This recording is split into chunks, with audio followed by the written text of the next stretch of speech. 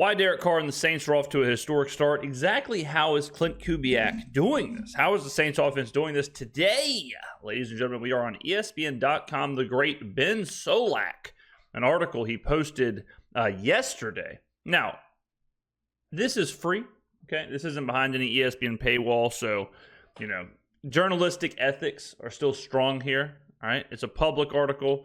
There's a lot of stuff you can do in the public. There's a lot of stuff you can't do in public, okay? But today, in front of the public, in front of everybody watching, in front of tens of thousands of people, we're going to go through this article together, a little story time, if you will. I've already read it. A fantastic article. I wouldn't be bringing it to your doorsteps if it wasn't fantastic. But it goes into a bit of the X's and O's of why this offense is working. We mention it all the time where football analysis can get really old school, really shallow, really quick, right? It's a lot of offensive line good equals good, run ball good equal good, 1st and 10 run ball, 4th and 1 kick field goal, right? But now it's a little more of a thinking man's game. So we're going to get through this and look at some examples of just how good the situation has been for the Saints. All right. I will always go support Ben Solak on Twitter. He's a fantastic follow. He's a good lad. Okay, so we're starting the article kind of laying this out there, right? So many different offenses to fear in the NFL, the elite quarterbacks, the dual threat quarterbacks, the elite schemers, the star wideouts, and of course the New Orleans Saints. This stat is wild, who have scored 4.33 points per drive to start the season. The best offense this century, potentially of all time. The 2007 Patriots finished the season at 3.19. Okay, so right now, it's 2 games.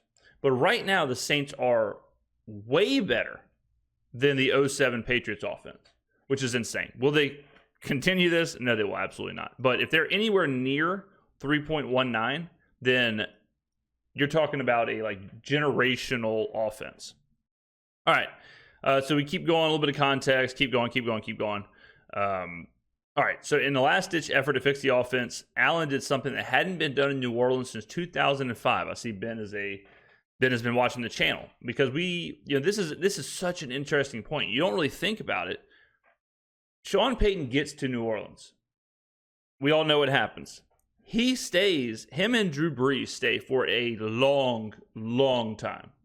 All right. Like the Patriots, when you think about the Patriots dynasty, there's a lot of moving pieces in there. There's a lot of moving pieces with Josh McDaniel, with even like Charlie Weiss, with Romeo Crennel, with Matt Patricia. Like there's a lot of people coming in, a lot of people going out. Because Sean Payton was just running the offense and he stayed for so long, Pete Carmichael could kind of just sit there and stay for a long time too. So really, since 2005 up until 2 weeks ago, the Saints have been doing the exact same thing, called by the exact same guy. It's kind of flown under the radar of how rare it really is. And then if you throw Brees in there, you take a couple years off the last couple of years when Brees wasn't there, and then it's being orchestrated by the exact same guy. Wild stuff in New Orleans. So yeah, this is as brand new gets for the Saints and for the Saints fans. So Klint Kubiak was installed after Barnum and Bailey's favorite clown, Pete Carmichael, was let go. Kubiak is a chip off the old Shanahan block, which is incidentally a chip off the old Kubiak block. We all know who Klint Kubiak is. Okay. Let's see. Keep on going. Here we go. The most remarkable thing Kubiak has done with the Saints is adapting to New Orleans personnel. Through 2 games, no team has taken a smaller percentage of its snaps than 11 personnel. So this is something that, a lot of what we talked about, a lot of the coverage we gave this offense up until the season started was obviously theoretical. We took what the 49ers do. We took what the system seems to do. We took a little bit of what Kubiak has done before as an offensive coordinator in Minnesota, and we kind of blended it together to guess, okay, this is probably what it will look like in New Orleans. And it's been that and more. We knew that the Niners use 11 personnel very, very rarely. They'd never get into that set. We knew the multi-tight ends, multi running back sets, the heavy personnel, however you want to frame it. We knew that would be the majority of the offense. I don't think anyone knew it would be like this. I mean, he is tripling, quadrupling down on this idea. Through 2 games, no team has taken a smaller percentage of its snaps in 11 personnel than the Saints. Only 22% of their snaps have 3 wide receivers on the field, which is miles below the league average, 61%, and below second place, the Ravens, at 32.1%. So they are a full 10% less than second place. They are 40% less than league average. All right. This is another, personnel is super important right now in the NFL. When you think about personnel packages and how teams utilize personnel, it changes how you look at the roster. So before the season, what was the big question mark? Who's going to be the Saints' third wide receiver? Well, when you don't use 3 wide receivers, that question gets a little skewed, because who is the Saints' third wide receiver all of a sudden it's Alvin Kamara. It's all of a sudden Taysom Hill. It's all of a sudden Foster Moreau. It's all of a sudden Juwan Johnson. It's like all these other players. The third wide receiver is actually like the 6th or 7th receiver, right? Same with tight ends and running backs. Our third string running back in a classical sense is Jordan Mims. But in reality, it's Taysom Hill. And then you could even argue Rashid Shaheed is probably going to get the 4th highest amount of snaps in the backfield. So it changes the personnel of the entire roster. Compare the Saints' personnel rates through 2 games with that of the 2021 Vikings and 2023 San Francisco 49ers. Obviously, it's Kubiak, and Kubiak is why he picked those teams and dates. So you look at 11 personnel, you look at what's going on here. Last year with the Niners, 38.8%. Vikings, 42.1%. All right. Now, these numbers are a little jumbled. The sample size is small. The presence of Taysom Hill is a confounding variable. True. He's being charted as a tight end for personnel purposes, but he already has taken more snaps in the backfield as either a fullback or a traditional tailback than he had any season before. With that said, the Saints, and that is, so again, like, these numbers are a little skewed, because when you see like Taysom Hill and Alvin Kamara on the field, personnel chart-wise, that's going to count as a tight end as a running back. But you could argue that that's 2 backs, because Taysom Hill is kind of just as much of a fullback or a tailback as he is as a tight end. With that said, the Saints' commitment to tight ends is notable. Neither the 2021 Vikings nor 2023 Niners were using multi-tight end sets like this. New Orleans tight end room wasn't renowned for its depth and talent before Kubiak arrived. Foster Moreau and Juwan Johnson had 2 playable guys, but Johnson lined up at wideout as frequently as he lined up at tight end. Kubiak has now stuck him to the tackle's hip and made a true tight end out of him. Fullback Adam Prentice is getting Kyle Juszczyk usage. He has lined up at tight end on 30% of his snaps this season. So again, like Adam Prentice, good example. What is he? He's a fullback. Okay, well, 30% of the time he's lined up as tight end. So it's one of those things where you can't look at the Saints personnel as you look at a traditional personnel or a traditional roster. Kubiak is doing new stuff with the Saints personnel, but why does personnel matter so much? This is important, ladies and gentlemen, because offensive personnel dictates defensive personnel. The more tight ends and running backs he puts on the field, the more defensive backs the opposing defense has on the field. The defense needs bigger bodies to play in the box and remain sound against the run. The fewer defensive backs are on the field, the easier it is to throw the ball. Look at just how many of Carr's passing attempts have come against base personnel this season. Base personnel is 4 defensive backs. 51.7%. On more than half of his passing attempts, he has faced only 4 defensive backs. If that number holds, it would be the highest mark for a quarterback since the 2013 season. So when we talk about play calling and we talk about design, play design, this is why it's important, because you can dictate what the defense is doing. You're not just guessing, which is why it's so important that we have an offensive coordinator who can do this. Last year, Pete Carmichael was straight up guessing. He was straight up just rolling out. I'm sorry if the lighting keeps changing. This time in the studio is brutal. The sun either is shining directly into the studio, or if a cloud comes over it, then it's covered. It can get a little wonky. So, my apologies, but it is what it is. Last year, when Pete Carmichael was coming out there and he's just running a game script. Like, he's just running like his 10 plays, his 12 plays, whatever he has written down. He's not changing nothing. It allows the defense to kind of dictate what they're going to do because they're not concerned. Like, Pete Carmichael's not adjusting to the defense. So what Kubiak is doing is he's basically forcing the defense to play a certain way. He is calling the defense and the offense. He's calling a defense that is going to be good for the offense he's running, and he's taking advantage of it. How does this play out? It's 1st and 10 on the Saints' first drive of the game against the Dallas Cowboys. Carr breaks it, held on 12 personnel. Kamara, 2 tight ends and 2 wide receivers. Cowboys, wanting to match size for size in the running game, put 4 defensive backs on the field, choosing to add an additional defensive lineman to the line of scrimmage. When Moreau motions into the core formation, he drags safety Malik Hooker with him. Now there are 8 defenders in the box. The Saints are gapped out against the run. Once the play-action fake yanks the linebackers down to the line of scrimmage, it's over. Olave and Rashica here are sprinting downfield against off-cover corners, and there's only one deep safety for Carr to read. Whichever route he doesn't take, Carr will throw from a clean pocket. If he does throw the dig, as he does above, he must worry about sinking linebackers in zone coverage. That's the thing about linebackers, though. They're not the best cover guys. That's why offensive coordinators want to get as many of them on the field as possible. Just as the Saints are leading the league in heavier personnel packages, so too are they leading in play-action fakes. 50% of Carr's dropbacks are on play-action.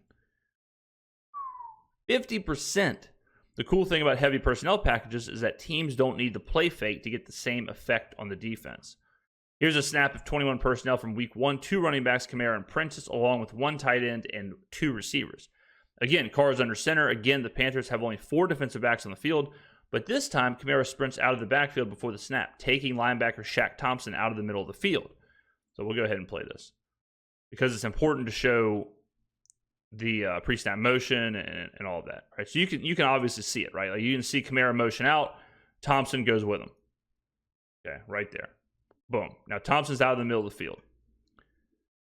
Carr drops back with eyes on the defense the whole time and reads out the same routes concept as we saw against Dallas, and Olave dig working to the middle of the field while Shaheed stretches the safety on a seam. All right, so we see all that. There you go. This play is right out of the Shanahan playbook, a legit carbon copy. Here's the 2023 49ers in the same personnel with the same shift in motion to the same route concept. Let's go ahead and see it. All right, so we're going to see the running back shift out. There he goes. Takes the linebacker with him. There's the dig. Exact same. Exact same, right? These are point and shoot throws for Carr. The formational structure and play design. Okay, so let's talk about this though. All right, so let's look at what happened with the 49ers. Okay. So we see the same concept. Okay, we see everything. We see it all play out. Purdy bails. Purdy throws deep. Okay, but let's watch it again. Watch the dig. Watch the dig route. Let's keep your eyes on the dig. It's on the opposite side of the field as it was in the Saints. Right here. The dig is wide open. All right. Purdy kind of, I'm not going to say misses him, but Purdy bails. So the dig here is wide open. Purdy should make this throw to the dig. This plays there. Purdy feels a little bit of pressure. He rolls out. I mean, you know, Purdy. I'm not going to give him a failing grade for this, but this is where Carr becomes very beneficial for the Saints. Is that Derek Carr is an 11-year NFL veteran. Derek Carr is good at this. He's good at reading this. So Carr does what Purdy doesn't do. All right? Remember, it's the opposite side of the field. So the dig's down here. Carr reads it. He reads it. He trusts it. He hits it. It's that easy. Like, Carr's not trying to improvise. Carr's not making all kind of different reads. This all isn't on his shoulder. And so, boom, he just hits Olave on the dig. That's it. If Carr is in this situation, he's hitting the dig route.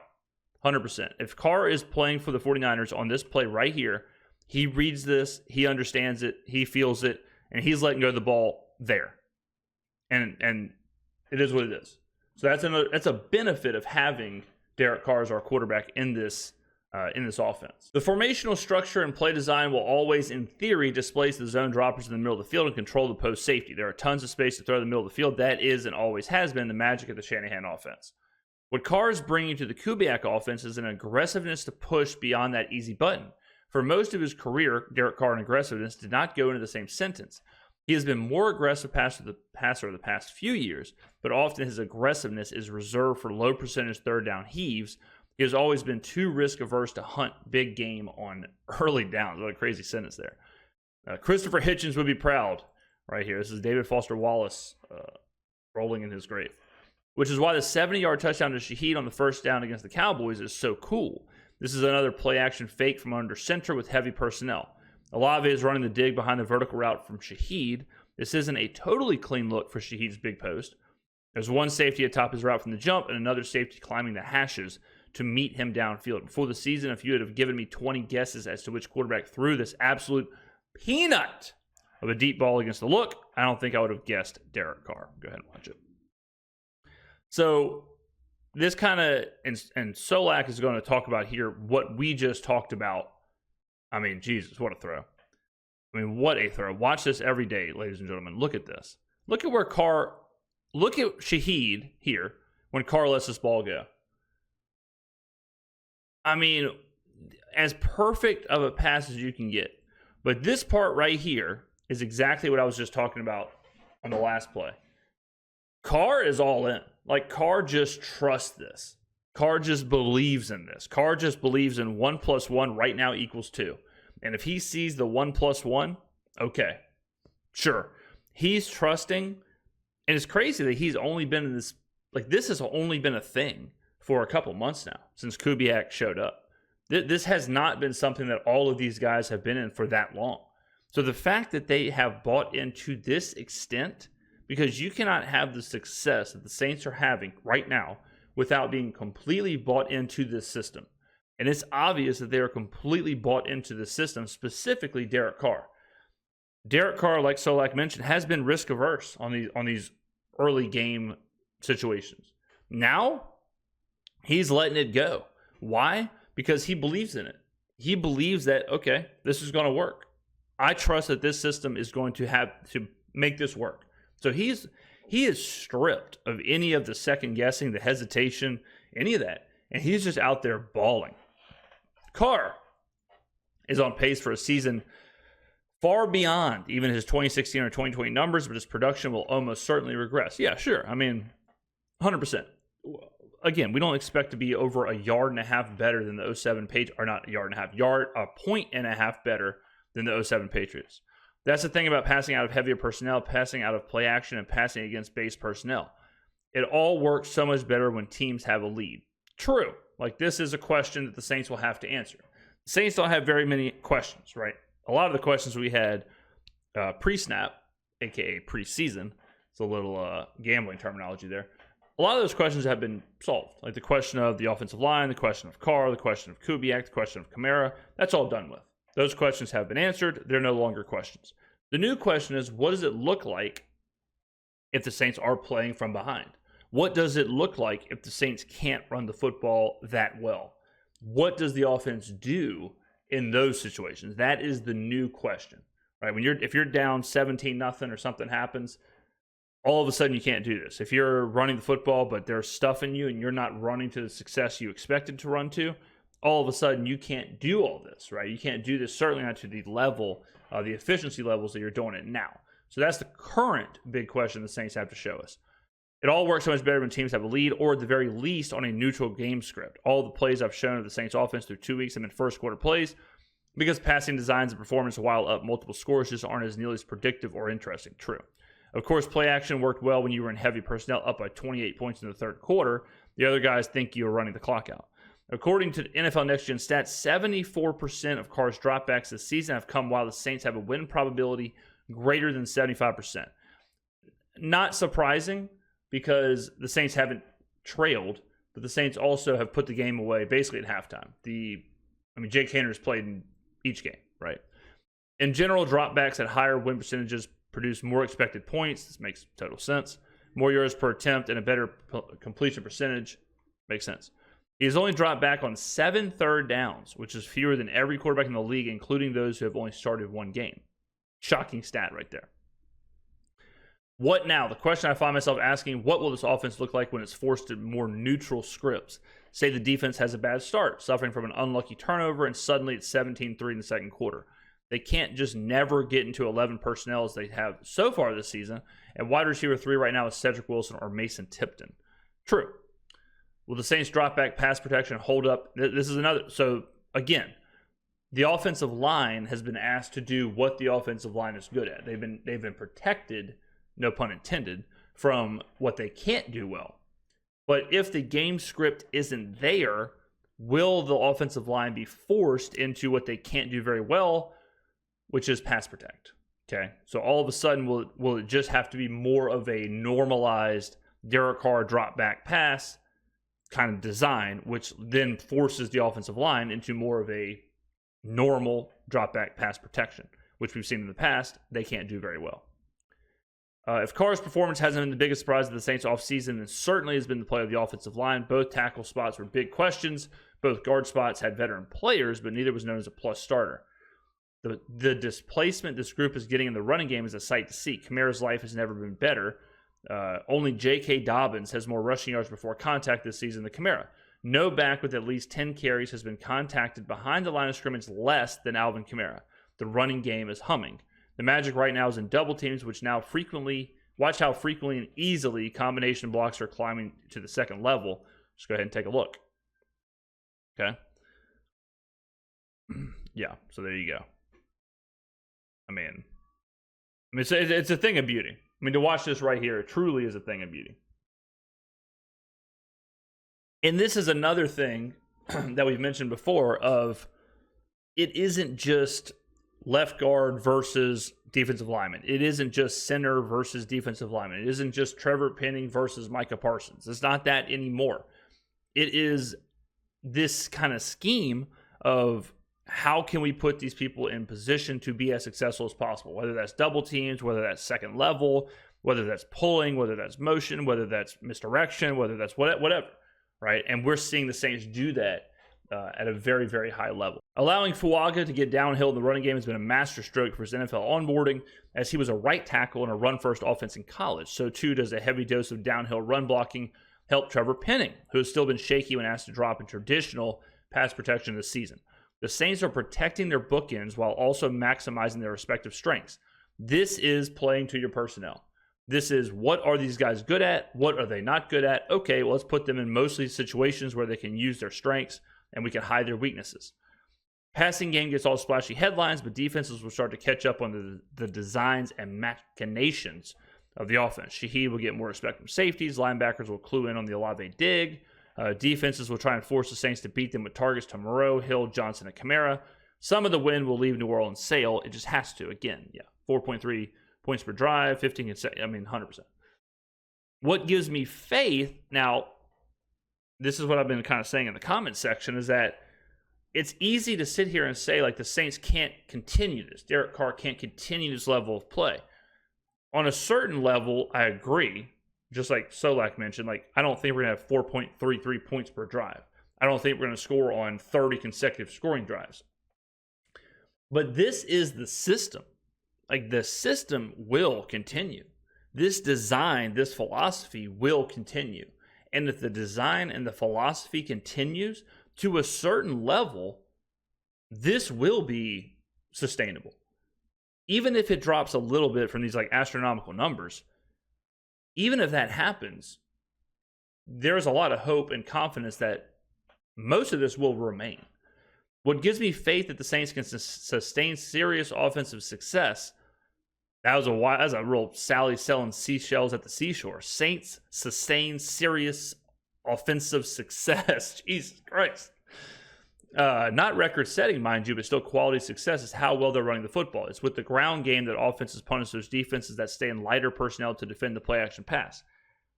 This is why on 3rd and 7, Kubiak is not afraid to run. It's because Kubiak is forcing the defense into a lighter personnel package on these like 3rd and 6, 3rd and 7s. And he is willing to run the football in those when it's advantageous for him to do so. And for us, so far, it's been perfect. It's with the ground game that great teams hide the pass protection of their tackles and protect Carr from his demons against pressure, as he was one of the worst quarterbacks in the league when pressured last season. It's with the ground game that they control the game script and ensure that you never encounter those big deficits that force you out of the heavy personnels and out of play action passing. Even if statistical regression is inevitable, we might not see the Saints offense truly slow down for a bit. The team hosts an Eagles team in week 3 that has struggled mightily against stopping the run. Thank you very much, Benjamin, for referencing my game preview that was released yesterday. They're dead last in success rate against running back carries and gave up plenty of intermediate in-breaking targets to the Falcons. In week 4, the Saints will see another poor run defense from the division rival Falcons. Week 5 against the Chiefs is the game to circle. Kansas City defensive coordinator Steve Spagnuolo, who just saw Kubiak's offense in the Super Bowl, runs the sort of chaotic, amorphous defense structure that's a nightmare to deal with the running game. And while most defenses aren't comfortable against the pass and base packages, the Chiefs are great with only 4 defensive backs on the field.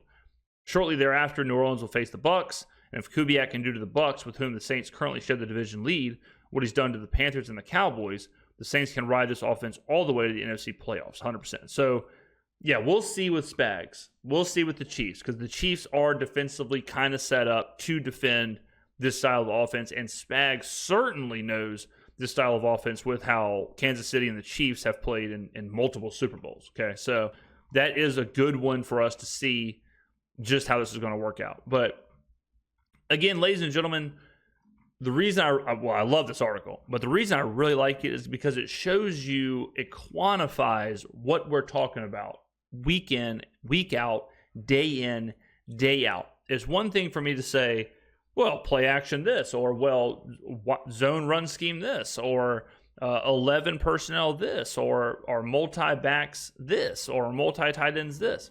But when you see exactly how it plays out, when you see exactly how it forces the defense into bad personnels, it forces players on the field to move and opens up zones. Where's the Purdy? Like this right here, this is why the 49ers have a ton of yak.